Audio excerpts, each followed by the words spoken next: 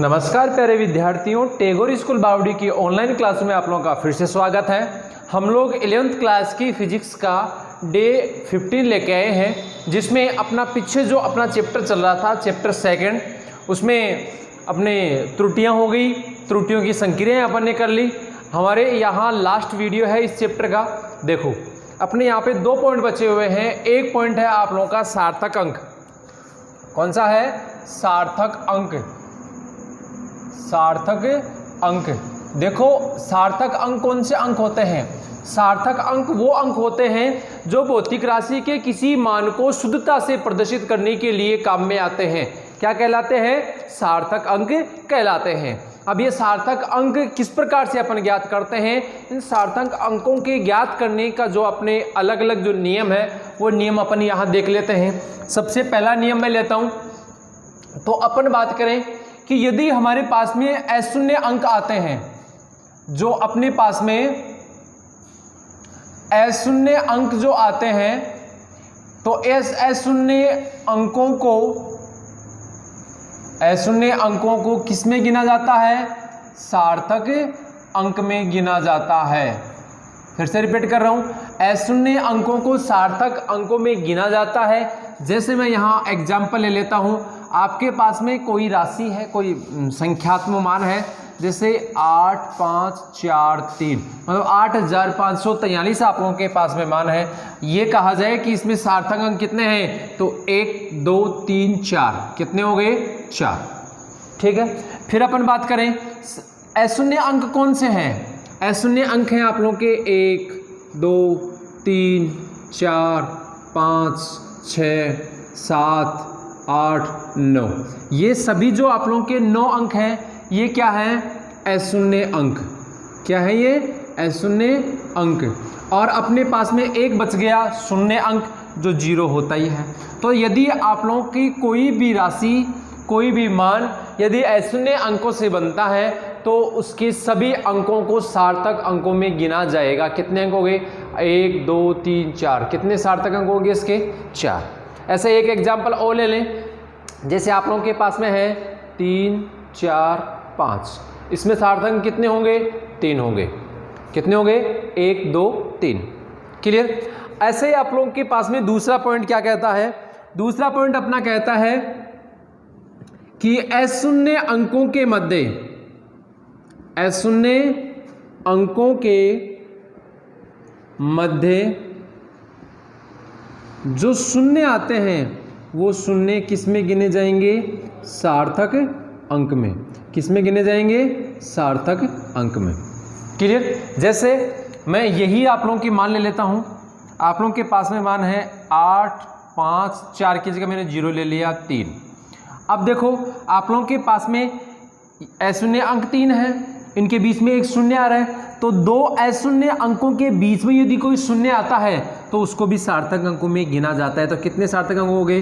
1 2 3 4। तो सार्थक अंक कितने हैं? 4। जैसे ये वाला मान मैं ले लेता हूँ, ये वाला मान लेता हूँ, तो 3 0 5। कितने सार्थक अंक हो गए? 3। क्लियर? कितने हैं? 3 हैं। तो इस प्रकार से आप लोगों के पास में दूसरा नियम क्या हो गया कि जितने भी अशून्य अंक हैं, उन अशून्य अंकों के बीच में जो भी शून्य आता है, हम लोग उसको किस में गिनते हैं? सार्थक अंक में गिनते हैं। चलो नंबर 3 देख लेते हैं।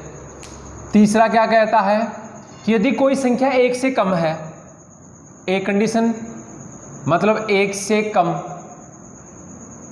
या अपन बोले कि 0 से शुरू होने वाली दशमलव संख्या, 0 से प्रारंभ होने वाली दशमलव संख्या,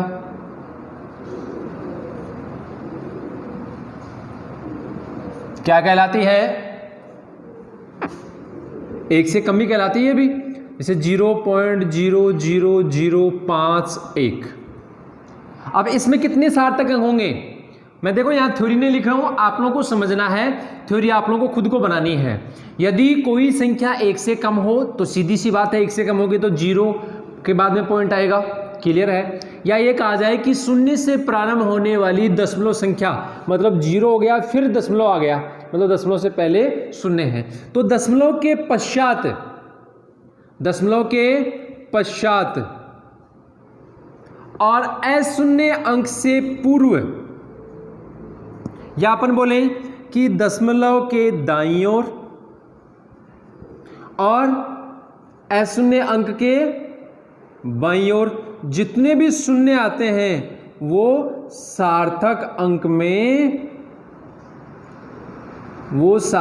अंक में नहीं गिने जाते। जैसे अपने पास में ये हो गया, ये है आप लोगों के पास में दशमलव के बाद में 0 और ये आप लोगों के अशून्य अंक है इसके पहले 0, तो इसमें सार्थक अंक कितने होंगे? 2। क्लियर सी बात है। एक एग्जांपल और ले लेते हैं। अपने पास में आ गया 0.0581, इसमें सार्थक अंक कितने होंगे? इसमें होंगे 3। तो इस प्रकार से आप लोगों के पास में तीसरा पॉइंट हो गया।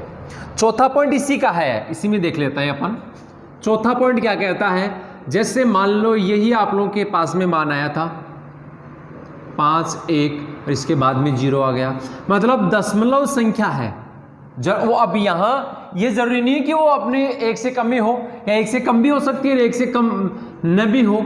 तो यहाँ देखेंगे अपन कि ऐसी कोई संख्या होती है, तो ऐसी संख्या के लिए दशमलव के तो बाद और अशून्य अंक से पूर्व यदि 0 आता है तो ये यहाँ पे काउंट नहीं होता, जबकि अशून्य अंक के पश्चात, मतलब अपन देखें कि दाहिनी ओर जो अंक आते हैं, दाहिनी ओर जो शून्य अंक आते हैं, या बोल सकते हैं कि जो शून्य आते हैं वो किस में गिने जाएंगे? सार्थक अंक में गिने जाएंगे। देखो कैसे, अभी यहाँ पे सार्थक अंक कितने होंगे? यहाँ पे सार्थक अंक हुए 3। क्लियर। जैसे अपन बात करें 1.00510, अब इसमें सार्थक अंक कितने हैं? 1 2 3 4 5 6, कितने हो गए? 6 सार्थक अंक। क्लियर। तो इस प्रकार से आप लोगों का चौथा पॉइंट हो गया। चलो देखते हैं पांचवा पॉइंट। पांचवा पॉइंट क्या कहता है? पांचवा पॉइंट, अभी तो आप लोगों की दशमलव संख्या आ रही थी, अभी बिना दशमलव के यानी कि दशमलव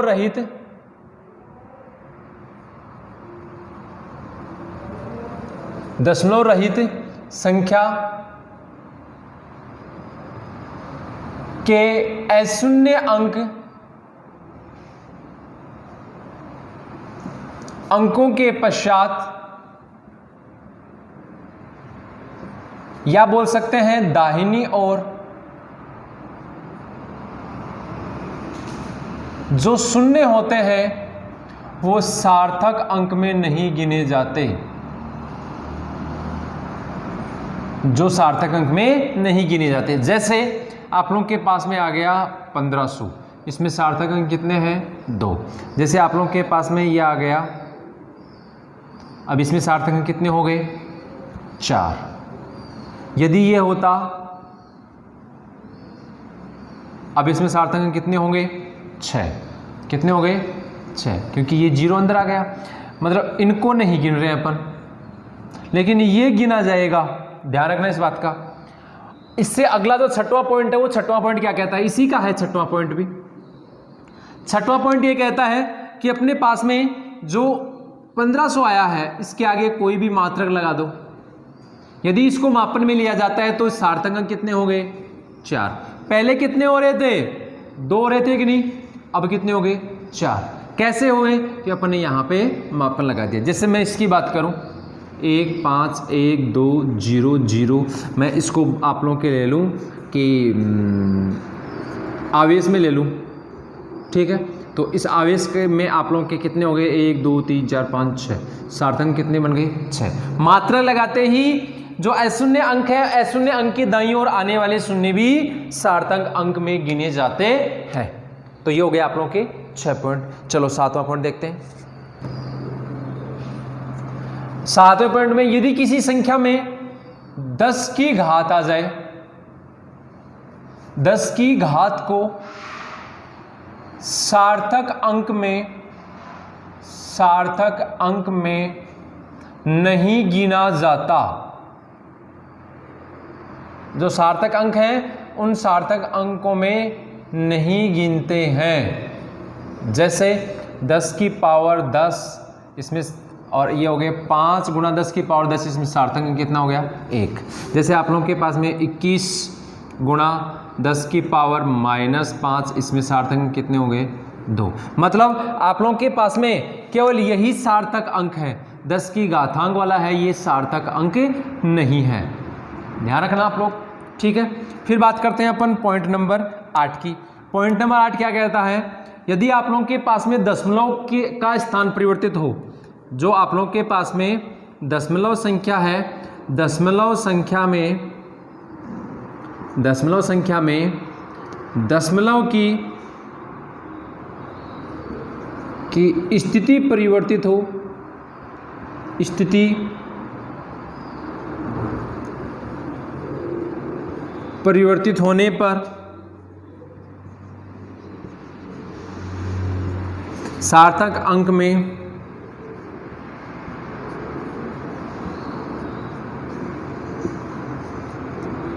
परिवर्तन नहीं होता है।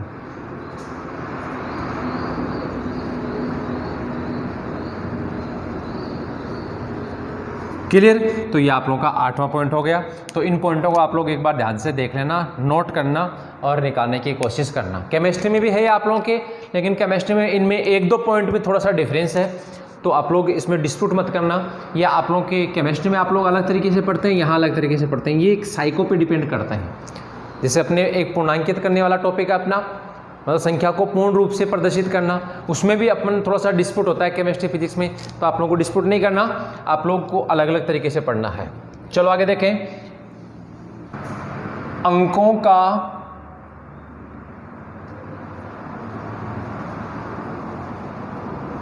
पूर्णांकन करना,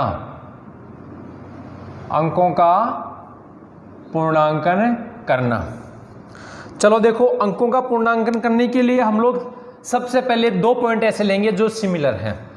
पहला पॉइंट, जिस अंक को पूर्णांकित करना है, जिस अंक को सबसे पहले अपन देख ले पूर्णांकित करना क्या है। किसी भी राशि को, जो आप लोगों की एक संख्या दे रखी है, उस संख्या को निश्चित सार्थक अंकों में बदलने की अपन कोशिश करते हैं। और यहाँ अपने इसको बदलने के कुछ नियम दे रखे हैं, तो उसमें सबसे पहला नियम कर रहे हैं, जिस अंक को पूर्णांकित करना है, पूर्णांकित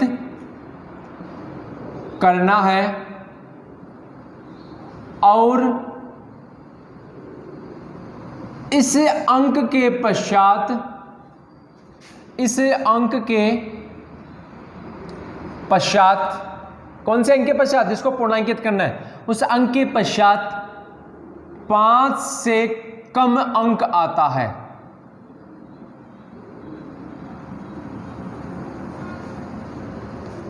5 से कम अंक आता है, इसका मतलब कौन से अंक आएंगे, 1, 2, 3, 4, ठीक है, कोई दिक्कत। इसके अलावा अपने पास में 0 और है। ये 5 अंक यदि अपने आते हैं तो अपन ये समझ लेते हैं कि जिस अंक को पूर्णांकित कर रहे हैं वो अंक कौन सा, जिस अंक को पूर्णांकित कर रहे हैं वो अंक अपरिवर्तित रहता है। क्या रहता है, अपरिवर्तित रहता है। देखो कैसे, जैसे अपने पास में कोई भी मान दे रखा हो, 2.51882, यदि मेरे को यहाँ इस 8 को पूर्णांकित करना है, जिस अंक को पूर्णांकित करना है, उस अंक के पश्चात आने वाला अंक के पश्चात 5 से कम आए, 5 से कम आ रहा है, बोलो आ रहा है कि नहीं आ रहा, 2 आ रहा है, तो 5 से कम अंक आए तो जिस अंक को पूर्णांकित करना होता है वो अंक अपरिवर्तित रहता है। तो आप लोगों के पास में कौन सा मान आ जाएगा, देखना यहाँ पे 2.518, क्या आया, आ गया कि नहीं।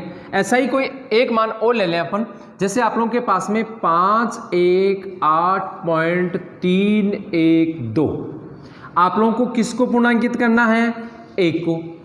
इसके पश्चात कैसा अंक है, 5 से कम है, तो ये अंक अपरिवर्तित रहेगा। तो आप लोगों के पास में क्या मान आएगा इसका मान आप लोगों के आएगा 5, 1, 8, 3, 1। क्लियर? तो इस प्रकार से आप लोगों के पास में पूर्णांकित करने का पहला नियम कंप्लीट। तो इसी में दूसरा कर लेते हैं अपन। दूसरा कैसे करेंगे, मैं यहीं लिख रहा हूं। दूसरा क्या कह रहा है, जिस अंक को पूर्णांकित करना है इस अंक के पश्चात 5 से कम अंक यदि आता है तो अपरिवर्तित रहता है। क्लियर? आगे अपन ये देखें कि यहां 5 या 5 से अधिक आए, 5 या 5 से अधिक आए तो पूर्णांकित किए जाने वाला अंक परिवर्तित हो जाता है, या अपन बोल सकते हैं कि पूर्णांकित किए करने वाले अंक में +1 जुड़ जाता है। मतलब +1 हो जाता है। जैसे अपने पास में एग्जाम्पल है, मैंने ये एग्जाम्पल लिया था 2.518, यहां पे 2 आया था, मैं यहां 5 ले लूं। अपने को पूर्णांकित करना है कौन सा, 8 पूर्णांकित करना है। इस अंक के पश्चात कितना अंक आ रहा है, 5 आ रहा है। इसका मतलब इस अंक में 1 जुड़ जाता है, ये कितना हो जाएगा, 9। क्लियर? एक एग्जाम्पल और ले लेते हैं, एक एग्जाम्पल और लेंगे, ये वाला एग्जाम्पल ले लेते हैं 5, 1, 8.317। अपने को 1 को पूर्णांकित करना है और पूर्णांकित किए जाने वाले अंक के पश्चात 7 आता है, तो इस अंक में 1 जुड़ जाता है। 5 ये कितना है, 5, 1, 8.3, ये 2 हो जाएगा। पहले 1 था, अब कितना हो गया, 2। तो इस प्रकार से आप लोगों के 2 नियम कंप्लीट हो गए। अब 3 नियम और हैं, उन तीनों नियमों को भी अपन साथ में देखेंगे। देखना, मैं यहां ले रहा हूं तीसरा, यहां ले रहा हूं चौथा और यहां ले रहा हूं मैं 5वां। देखना क्या है, अपने पास में जिस अंक को पूर्णांकित करना है, मैं यहां लिख रहा हूं, एक ही लैंग्वेज लिखूंगा, जिस अंक को पूर्णांकित करना है उस अंक के पश्चात 5 आता है और 5 के पश्चात अशून्य अंक आता है। ठीक है, वही लैंग्वेज सेम एच डी ऐसी होगी कि जिसको पूर्णांकित करना है, जिस अंक को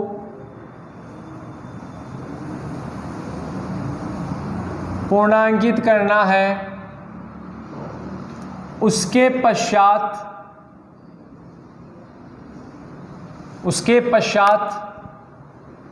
5 आता है और 5 के पश्चात 0 आता है।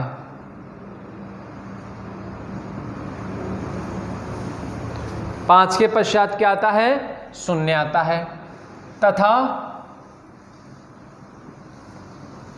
5 से पूर्व कौन सा, जो पूर्णांकित किए जाने वाला अंक है, जिसको पूर्णांकित कर रहे हैं, 5 से पूर्व सम अंक है तो अपरिवर्तित रहता है। क्लियर? ऐसा ही है, चीज ऐसा ही यहां पे होगा। यहां क्या चेंज होगा, यहां विषम आता है तो +1 हो जाता है। देखना यहां पे मैं इसको एग्जाम्पल के द्वारा समझा रहा हूं। अपने पास में कोई भी मान आ गया 2.3251, अपने को 2 को पूर्णांकित करना है। ध्यान देना यहां पे किसको पूर्णांकित कर रहे हैं, 2 को। साथ में इसमें भी ले लूं 2 0.3250। यहाँ अपन किसको पूर्णांकित कर रहे हैं? 2 को।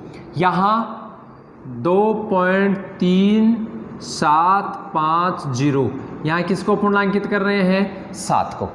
देखना बहुत अच्छी चीज है ये। अब अपन बात करेंगे किसको पूर्णांकित करना है? 2 को। 2 के बाद में कितना आया? 5। इसका मतलब 5 आ रहा है। इसमें भी जिसको पूर्णांकित करना है उसके बाद में 5 आ रहा है, और इसमें भी कितना आ रहा है? 5। अब एक साथ समझते हैं। 5 के बाद में शून्य शब्द आ रहा है या अशून्य आ रहा है? अशून्य।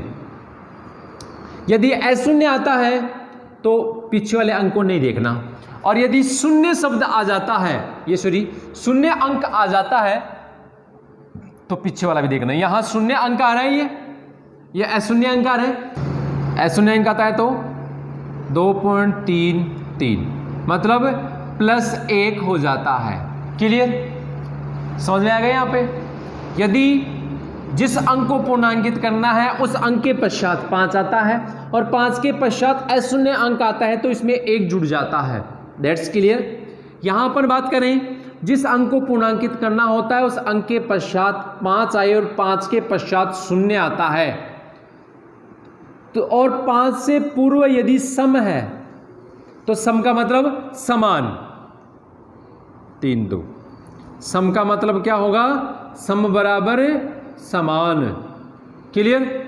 यहां अपन क्या करते हैं, जिस अंक को पूर्णांकित करना है, जैसे 7 को पूर्णांकित करना है, इसके पश्चात 5 आ रहा है, 5 के बाद में क्या आ रहा है? 0 आ रहा है, और 0 और 5 से पूर्व विषम आ रहा है।